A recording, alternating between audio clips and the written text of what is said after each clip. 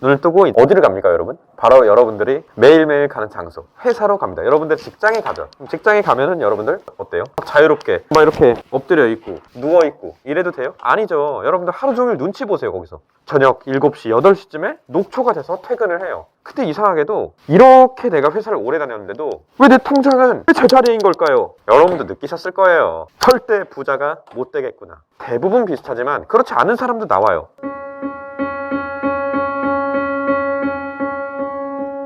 자, 여러분들 직장에 가가지고 생각 없이 그냥 일하고 돌아오시잖아요? 그럼 여러분들 인생은 무조건 제자리예요. 자, 직장은 어떤 곳이라고 했어요? 제가 이미 영상에서도 여러 번 얘기했습니다. 직장은 돈을 받으면서 일을 배우는 곳이에요. 돈을 받으면서 일까지 배울 수 있어요. 최고의 기회예요, 이거는. 그러면 이렇게 말씀하실 거예요. 무슨 말이냐, 그게. 너는 돈이 있어서 그렇지. 이렇게 말씀하시죠. 그럼 제 얘기 해드릴게요. 제가 그 20대 초반에 아르바이트를 했어요. 자, 아르바이트가 어떤 그 회사에서 사무보조하는 아르바이트를 했는데요. 그때 제가 뭘 했냐면 그때 설문지가 있었어요. 그 설문지를 가지고 그거를 입력하는 그 아르바이트를 했거든요. 시급 한 5,000원 정도 됐어요. 5,000원을 받으면서 했고 하루 8시간 일하면 4만 원이죠. 주휴수당 같은 거 있으면 조금 더 늘어날 수 있어요. 하루에 4만 원이면요. 20일을 근무해도요. 80만 원이에요. 안 믿기시죠? 지금 이거 보시는 분들 안 믿기시는 분들도 있을 거예요. 저랑 같은 나이대가 아니면은. 근데 저는요 80만 원을 번 게 아니고요, 저는 회사의 구조를 파악했어요. 그때 회사의 구조? 그게 무슨 말이지? 지금부터 제가 하는 말 잘 들어보세요, 여러분. 자, 회사에 가잖아요. 자, 회사에 가면은 사장님이 계시고요, 과장님이 있고 부장님이 있잖아요. 전 그걸 뭘 봤냐면 과장님이 알바생 몇 명을 관리하고, 알바생 중에서는 알바생 팀장 같은 사람을 만들어서 이 사람이 관리를 시키고, 그 다음에 이 과장님 위에는 부장님이 어떻게 몇 명의 과장을 관리하고, 사장님은 어디 계시고 어느 정도 출근하고, 이런 거를 봤어요. 제가 이렇게 쓱 보면서. 그러면서 저는 회사라는 시스템은 이렇게 굴러가는구나. 저는 20대 초반에 이미 회사의 구조를 파악했습니다. 그리고 내 시급이 어떻게 나오는지도 알게 됐어요. 이 설문지가 이렇게 쓰여가지고 나중에 올라가면 어떤 기관에다가 주거나 뭘 주면서 여기서 매출이 나와서 나한테 돈을 주는구나. 이런 거를 보실 줄 아셔야 돼요. 그러니까 직장에 가서 시간을 제발 허비하지 마십시오. 여러분들 거기 가서 다 사업을 배울 수 있는 절호의 찬스예요. 저는 한 가지 방법을 말씀드렸어요. 또 말씀드려줄게요. 자, 회사에 갔어요. 그러면은 제가 배움의 기회로 쓰라고 했잖아요. 근데요, 인적 네트워크의 기회도 쓸 수 있어요. 내가 사업을 하면서, 내가 회사에 가면서 알게 된 사람들이 있어요. 거기서 내 옆에 있는 뭐 대리님이 있을 수 있고, 다른 회사 거래처도 있을 수 있고, 고객도 있을 수 있고 하잖아요. 이런 인적 네트워크는 내가 혹여나 나중에 나와서 사업을 하더라도 이분들은 저한테 도움을 줄 수 있는 사람들이에요. 내가 회사를 차리면 막 직원들이 뽑힐 것 같아요? 꿈 깨세요. 그렇지 않아요. 세상은. 내가 회사 차리면 아무도 안 옵니다. 이런 불안정한 회사를 누가 와요? 여러분들도 직장 다니면 이 회사의 안정성, 이 회사 나한테 급여를 줄 수 있는가, 여러 가지 보고 들어가시잖아요. 회사 들어갈 때. 똑같아요. 여러분들이 이제 창업하면 쉽지 않아요. 그렇기 때문에 인적 네트워크의 기회로 활용해라, 회사를. 그리고 나서 자, 이거 두 가지 말씀드렸는데 또 말씀을 드릴게요. 자, 투자적 관점에서도 여러분들이 월급을 받잖아요. 그럼 여러분들 그 월급을요, 소비를 하실 거예요. 소비를 하는데 뭉텅이가 있을 거예요, 돈이. 이 돈을, 종잣돈을 잘 모으셔서 반드시 투자를 하셔야 돼요. 여러분들 그 현금 갖고 있으면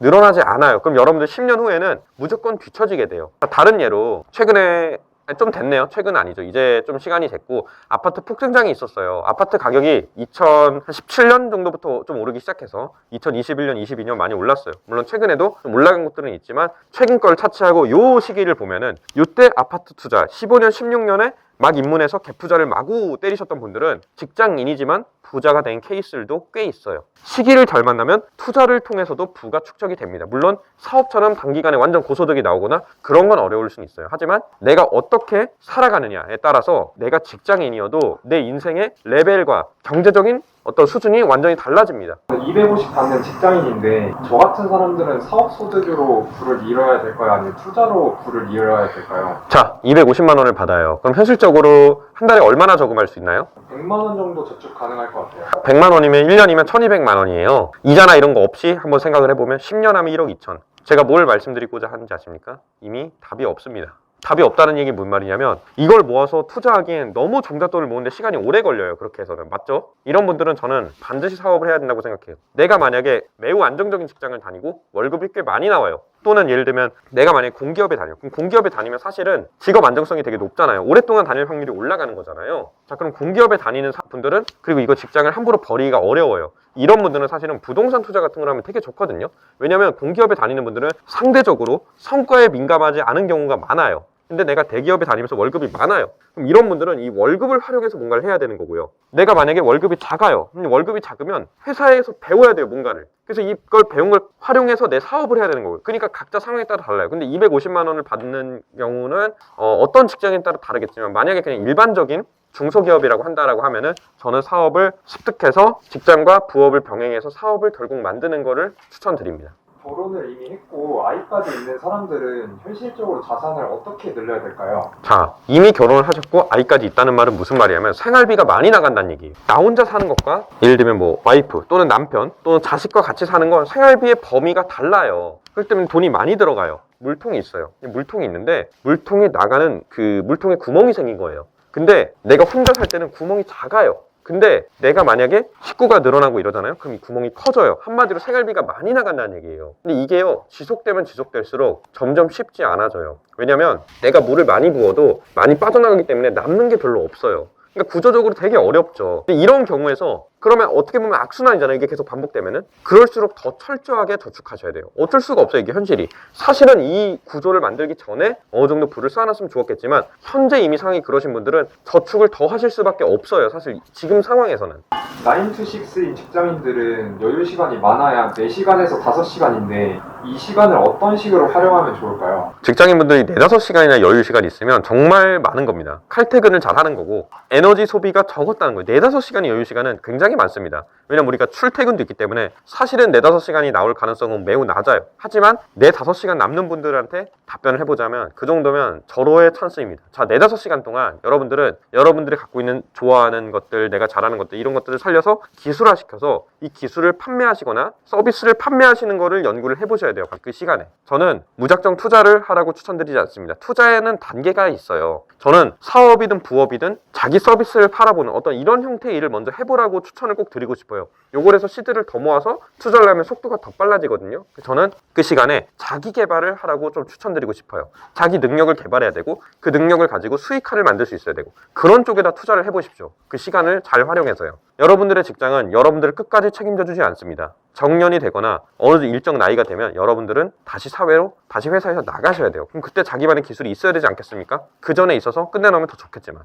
기술을 판매하는 게 저는 좀 막막한데 이거는 좀 자세히 어떻게 해야 될까요? 자, 이거는 재능에 따라 너무 달라요. 예를 들면 내가 만약에 디자인을 좀 할 줄 알아요. 그럼 디자인을 좀 할 줄 안다면은 예를 들면은 저희가 유튜브를 하니까 좀 말씀을 드리면 자, 썸네일 같은 걸 판매를 할 수가 있겠죠. 또는 아니면은 뭐 로고 같은 걸 디자인해서 판매를 할 수가 있겠죠. 뭐 크몽이나 아니면은 뭐 그런 마켓 같은 거 있잖아요. 아니면 블로그 같은 데 글을 써서 사람들을 모아도 되고요. 근데 이거는 그럼 또 이렇게 질문하실 거예요. 나는 디자인을 못 하는데. 근데 여러분들 그러면 끝도 없어요. 여러분들의 재능을 저는 이 영상으로 제가 일방적으로 말하기 때문에 여러분들의 재능이 뭔지를 모릅니다, 사실. 그래서 자기의 재능을 발굴해야 되는데 이거는 추후에 제가 또 영상에서 어떻게 나의 재능을 발굴하는가에 대해서 한번 다뤄보겠습니다. 그러면은 퇴사해야 되는 시기는 언제로 잡는 게 좋을까요? 이제 직장은 고정적으로 수익이 나오지 않습니까? 근데 퇴사를 하잖아요? 그럼 내 수익이 없어지는 거예요. 맞죠, 이거는? 그러면은 둘 중에 하나예요. 뭐가 둘 중에 하나냐? 첫 번째는 돈적인 것만 말씀드릴게요. 첫 번째는요, 내가 6개월이든 1년이든 버틸 돈이 있어요. 내 생활비요. 그래서 내가 1년은 도전해 볼 거야. 내가 하고자 하는 일. 이러면 가능합니다. 1년 동안 딱 기한 잡아놓고 할 수 있겠죠. 두 번째는 수익이 많이 나오는 경우예요. 사업체에서. 모아놓은 돈이 꽤 있는 경우, 나의 기간을 한정할 수 있다. 두 번째, 내 수익이 꽤 나와요. 내가 만약에 사업체에서 한 700만 원, 800만 원 벌어요. 내가 직장에서 한 300만 원 받는데 한 두세 배 되죠. 최소 3, 4배 정도 됐을 때는 저는 퇴사를 해도 된다라고 생각합니다. 대신에 최소한 3개월은 유지를 해주셔야 돼요. 그게. 이번 달에 800만 원 벌고 우와 대박 이렇게 하지 마시고요. 800만 원, 800만 원, 800만 원 요 정도는 벌고 아 그래 이제 한번 해보자. 이렇게 도전을 해보시는 걸 권장드려요. 자, 오늘의 영상 한 줄 요약 들어갈게요. 여러분들 거기 계시면서 가만히 제발 앉아있지 마십시오. 자기 개발을 하시던 투자를 알아보시던 끝없이 여러분들 움직이셔야 돼요. 그래야 자본주의 게임에서 살아남으실 수 있습니다.